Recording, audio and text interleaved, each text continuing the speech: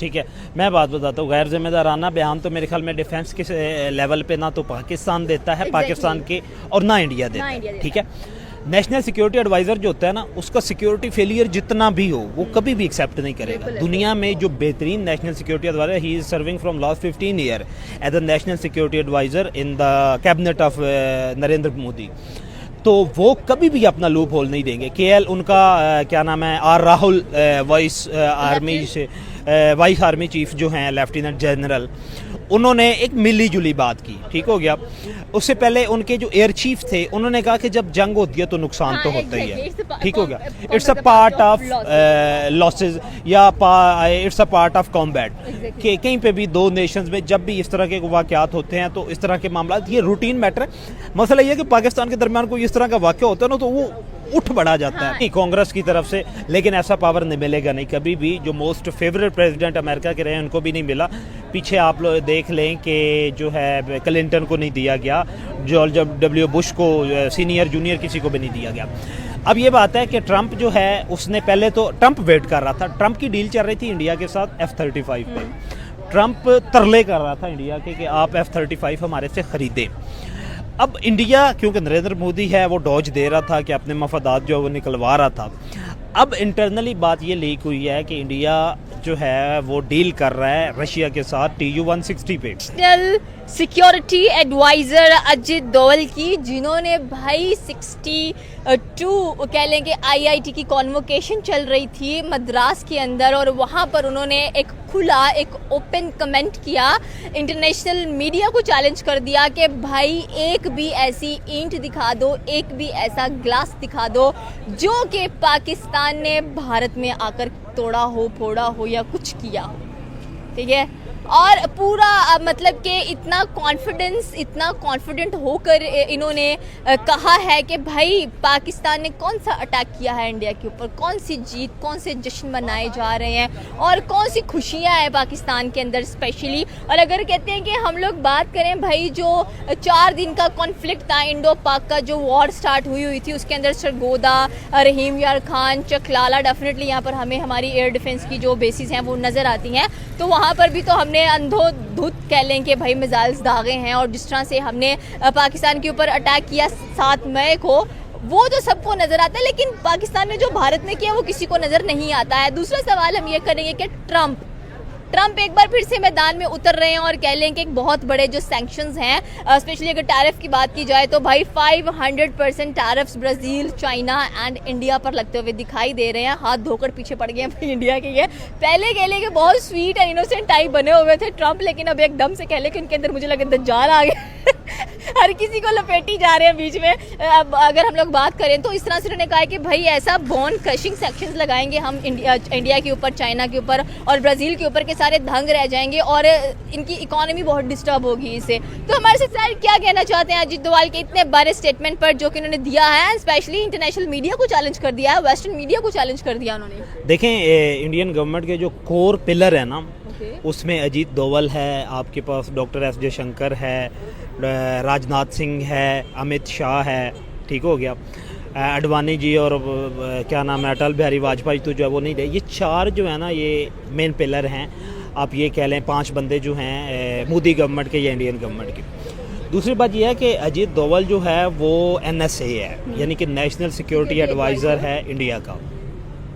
National security adviser जो होता है, सारी बात उसने सिक्योरिटी को एडवाइज़ करना होता है।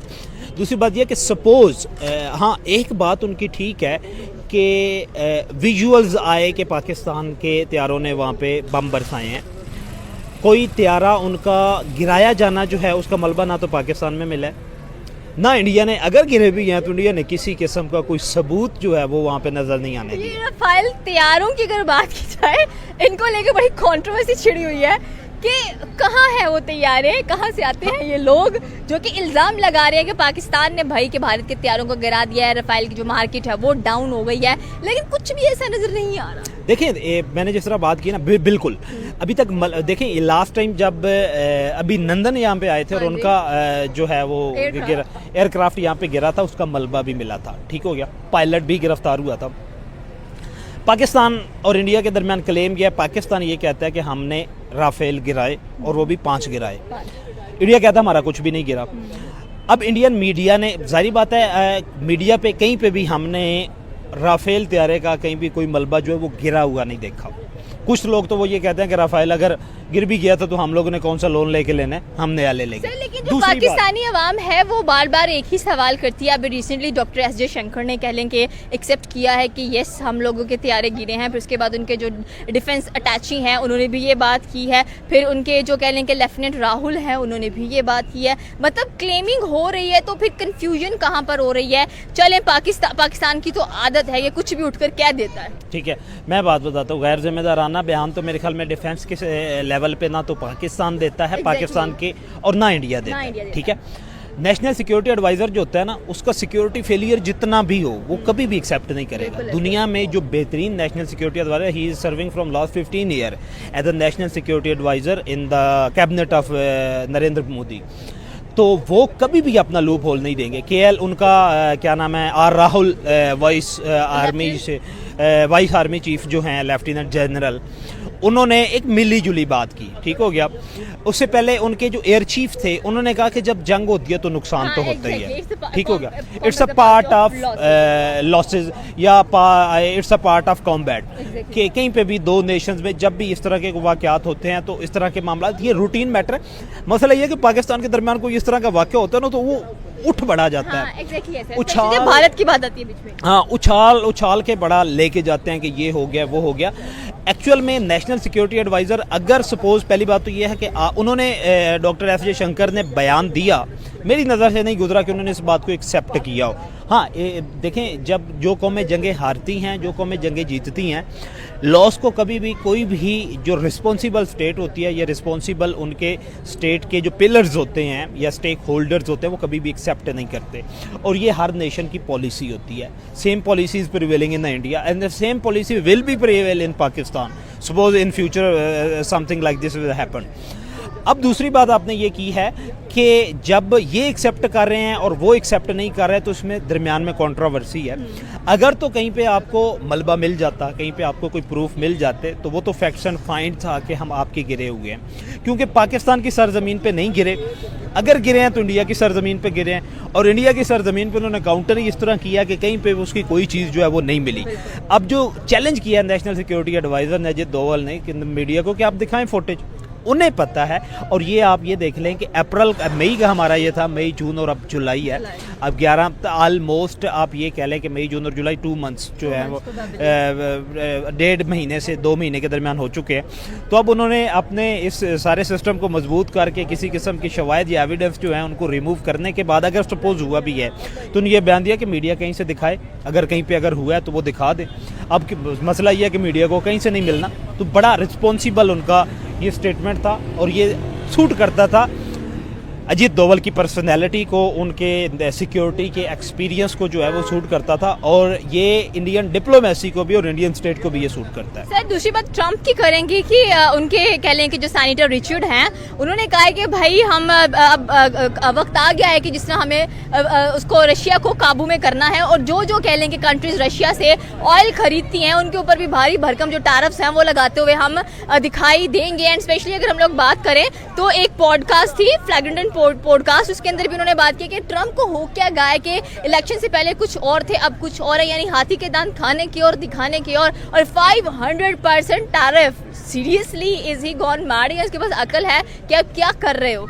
देखिए, ट्रम्प के बारे में कहा जाता था कि मैड प्रेसिडेंट, ठीक है, एक बेवकूफ़ सदर है ये, और आप ये कह लें कि अनप्रेडिक्टेबल पर्सन है ये, और स्टेट लेवल पे, और दूसरी बात ये है कि इमैच्योर पर्सन है। ठीक है, स्टेट लेवल पे यूनाइटेड स्टेट ऑफ अमेरिका का super mature person, but he is the richest one right now. Real estate देखिए, there is a hell of difference between richest personality and immature personality, and now he is holding the office of United State of America. और सबसे बड़ी बात ये कि उन्होंने बोला कि हम सैनिटर्स मिलकर ट्रम्प को एक ऐसा पावर देंगे कि वो ये डिसीजन अकेले ले सकते हैं, उनको बाकियों की जरूरत भी नहीं है। जी, कांग्रेस की तरफ से, लेकिन ऐसा पावर नहीं मिलेगा नहीं कभी भी। जो मोस्ट फेवरेट प्रेसिडेंट अमेरिका के रहे हैं उनको भी नहीं मिला। पीछे आप लोग देख लें कि जो है क्लिंटन को नहीं दिया गया, जॉर्ज W बुश को, सीनियर जूनियर किसी को भी नहीं दिया गया। अब ये बात है कि ट्रम्प जो है उसने पहले तो ट्रम्प वेट कर रहा था, ट्रम्प की डील चल रही थी इंडिया के साथ F-35 पे। ट्रंप तरले कर रहा था इंडिया के कि आप F-35 हमारे से ख़रीदें। अब इंडिया क्योंकि नरेंद्र मोदी है वो डॉज दे रहा था कि अपने मफादात जो वो निकलवा रहा था। अब इंटरनली बात ये लीक हुई है कि इंडिया जो है वो डील कर रहा है रशिया के साथ TU-160 पे। जिस तरह इंडिया के पास B2 है, अमेरिका के पास B2 है, B2 ही के मुकाबले का बल्कि B2 से सुपीरियर TU-160 जिसे आप वाइट हॉक्स के नाम से भी वो कहते हैं, सफ़ेद बतख के नाम से वो उसको जो है वो कंसीडर करते हैं, तो वो ले रहे हैं उनसे। और उसमें कैपेसिटी का इतना डिफरेंस है कि 1000 टन बारूद B2 लेके जा सकता है और वो लेके जा सकता है 4000 टन। दूसरी बात यह कि इंडिया जो अपना कर रहा है आप ये कह लें कि रेनोवेट कर रहा है या री इन्वेंट कर रहा है अग्नि 5 को, जिसमें वो ज़ेर ज़मीन जो है उसके अटैक की उसकी कैपेसिटी जो इंक्रीज़ कर रहा है। क्योंकि जो आपके पास अमेरिका की तरफ से बॉम्ब गिराया गया था BRU के एग्जैक्टली मुझे अब नाम याद नहीं है, वो 70 मीटर ज़ेर ज़मीन जाता था। अग्नि 5 को वो जो कर रहे हैं तो वो जा रहा है आपके पास 100 किलोमीटर ज़ेर ज़मीन, यानी कि डीपली ज़मीन के अंदर कोई भी इंस्टॉलेशन है तो उसको वो इफ़ेक्ट कर सकता है। अब ये इशू था कि जब उन्हें इस बात का अंदाज़ा हो गया है कि हमारे पास अमेरिका को क्या, इंडिया तो अब हमारे पास नहीं आ रहा, इंडिया हमारे से F-35 नहीं ले रहा, जब F-35 इंडिया उससे नहीं ले रहा तो फिर उसने कहा कि अब टैरिफ जो वो लगा लेते हैं। खैर खातिर खा कोई इंडिया को इससे फ़र्क नहीं पड़ेगा, इंडिया में कैपेबिलिटी है इसको बियर करने की। चाइना पे वो लगा रहा है, चाइना इससे दुगना लगाएगा, वो 500% लगा रहा है, वो 1000 लगाएगा। और दूसरी बात यह है कि आईफोन आपके इंडिया में मैन्युफैक्चर होते हैं और एप्पल वालों को प्रेशराइज कर रहा है